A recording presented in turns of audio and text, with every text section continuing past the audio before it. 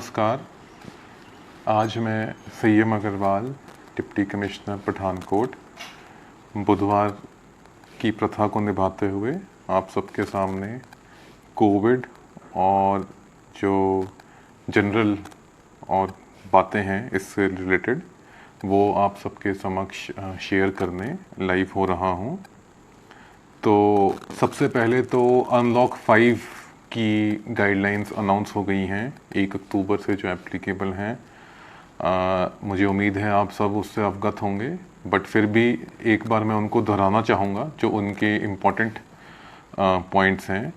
तो वीकेंड और night curfew अब ख़त्म कर दिया गया है पंजाब में, तो कर्फ्यू जैसा अब कोई भी नहीं है।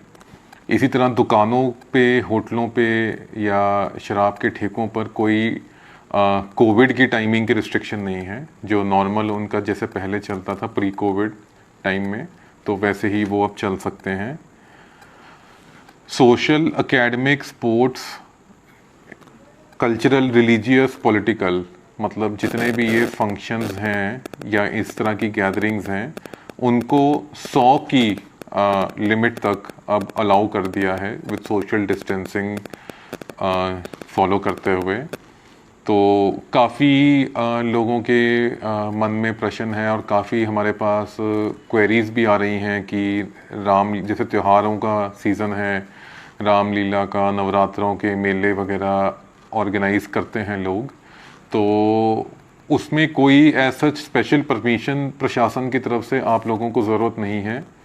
जो साउंड वगैरह की, जैसे साउंड स्पीकर सिस्टम की आप पहले लेते आए हैं, बस वही आपको चाहिए। बट जो ये सीलिंग है 100 की, तो इसको आपने ज़रूर ध्यान में रखना है और वहाँ पे जो कोविड की प्रिकॉशंस हैं, सोशल डिस्टेंसिंग, मास्क वगैरह की, तो वो ऑर्गेनाइज़र्स को इंश्योर करनी है कि वो वाली जो प्रिकॉशंस हैं वो वहाँ पे जो लोग आएँ वो उसको ज़रूर फॉलो करें। इसी तरह जो शादी ब्याह के फंक्शन हैं या फिर जो फ्यूनरल्स हैं, तो वहाँ पे भी अब जो लिमिट है वो 100 की कर दी गई है विद कोविड प्रोटोकॉल्स। तो गाड़ियों के लिए और दूसरे वाहनों के लिए अब कोई भी पैसेंजर लिमिट पे कोई ऐसी रिस्ट्रिक्शन नहीं है। जो पहले प्री कोविड टाइम में जो कुछ अलाउड था तो वो सारा अलाउड है। इसी के साथ ही खुशखबरी तो नहीं, बट एक अच्छा ट्रेंड जो है कि पॉजिटिविटी ज़िले में और पूरे देश में, पंजाब में बहुत कम हो गई है। तो जहां पहले 1000 सैंपल की रिपोर्ट्स पे हमारे 200, पौने 200 केसेस पॉजिटिव आते थे, तो अब आज की डेट में वो काफ़ी कम होके लगभग 50, 60, 40 इस रेंज में पॉजिटिव केसेस आ रहे हैं। तो एक अच्छा ट्रेंड देखने को आ रहा है, बट इसका मतलब ये नहीं है कि हमें सतर्क नहीं रहना है, क्योंकि जैसे बाहर के देशों का अगर हम ट्रेंड देखें तो सेकेंड वेव ऑफ इन्फेक्शन भी बहुत कॉमनली देखा जा रहा है। जैसे यूरोप में भी सेकेंड वेव ऑफ इन्फेक्शन काफ़ी कंट्रीज़ में देखने को मिल रहा है। तो हमारे यहाँ तो अब सीज़न भी जैसे चेंज हो रहा है और स्टबल का भी थोड़ा इशू रहता है, तो सतर्कता में कोई ढील नहीं हमने बरतनी है और सब प्रिकॉशन सारी हमने फॉलो करनी है।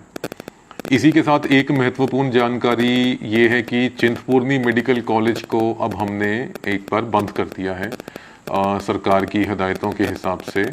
तो जितने भी अब केसेस हैं या तो वो होम आइसोलेट होंगे या फिर अब वो सिविल हॉस्पिटल लुधियाना में उनको भर्ती किया जाएगा।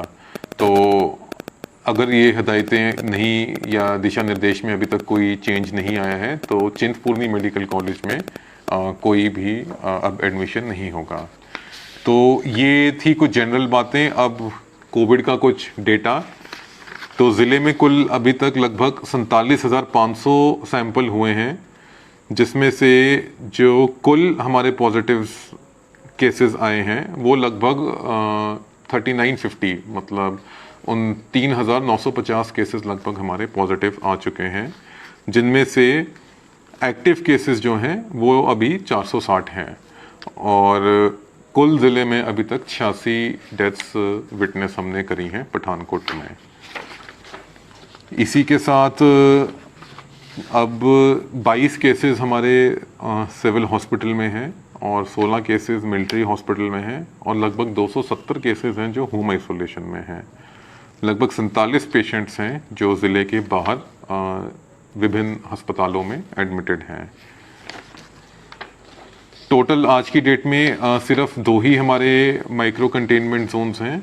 एक विलेज दुनेरा है ब्लॉक बधानी में और एक विलेज अनेड़ है ब्लॉक करोटा में, जहाँ पे दुनेरा में अभी टोटल 9 पॉजिटिव केसेस और अनेड़ में हमारे 6 पॉजिटिव केसेस रिपोर्ट हुए हैं। तो ब्रीफली ये ताज़ा स्थिति है पठानकोट ज़िले की और मैं आशा करता हूँ कि आप सबको भी थोड़ी राहत मिलेगी इन नंबर्स को देखते हुए और अनलॉक की गाइडलाइंस जैसे जैसे आ रही हैं तो इकॉनमी भी रिज्यूम हो रही है। और इसी के साथ आप सबसे अलविदा लेते हुए धन्यवाद।